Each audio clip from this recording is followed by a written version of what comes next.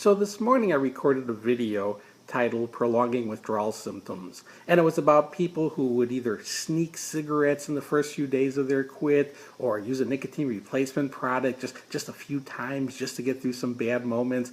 And what they were doing in a sense is wiping out whatever time they had detoxifying. They reintroduced nicotine into the system again.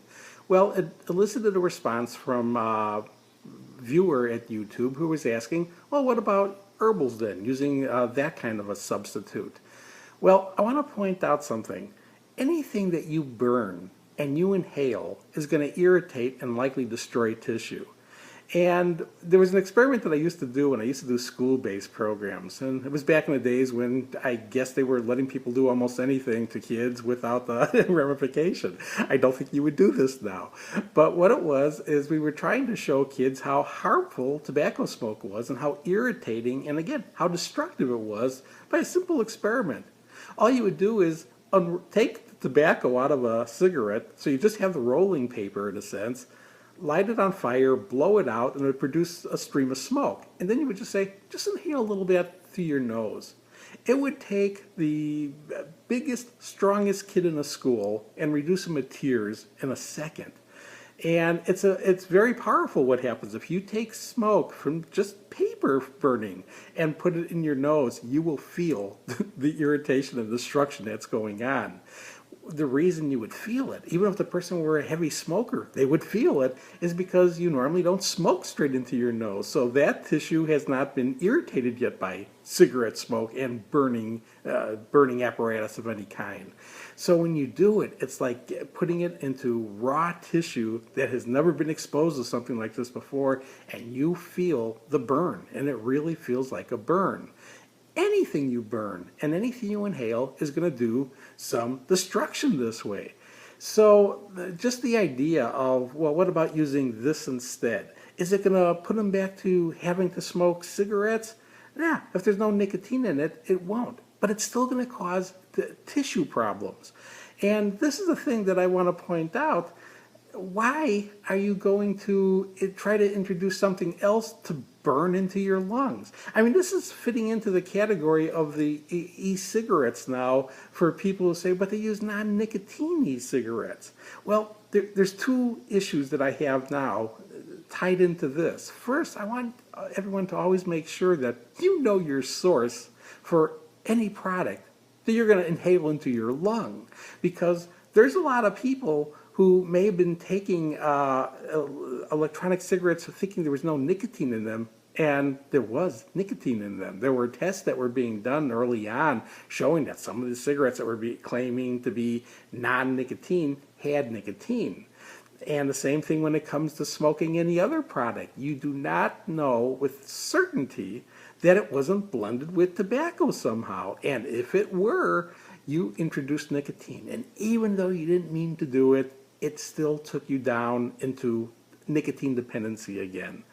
But now, on its own sake, it's just important to understand our lungs were not designed to bring, whatever matter in, burn it and bring it into the lung. And in a sense, this is true now with vaporizing it and bringing it into the lungs.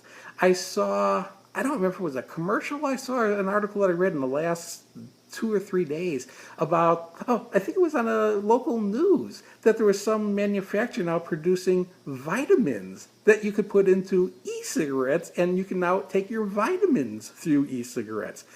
This comes down to a point, again, taking it into your lung. If it's a product which is natural and good for ingestion by other means, that doesn't mean it's a safe means when you bring it into your lung.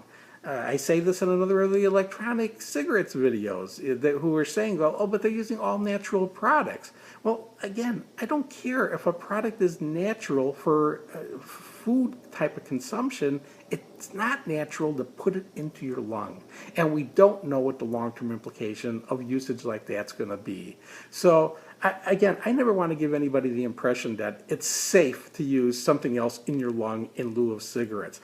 Your lung is not designed to take in all these artificial, chemicals. They're just not. The lungs were made to breathe in air.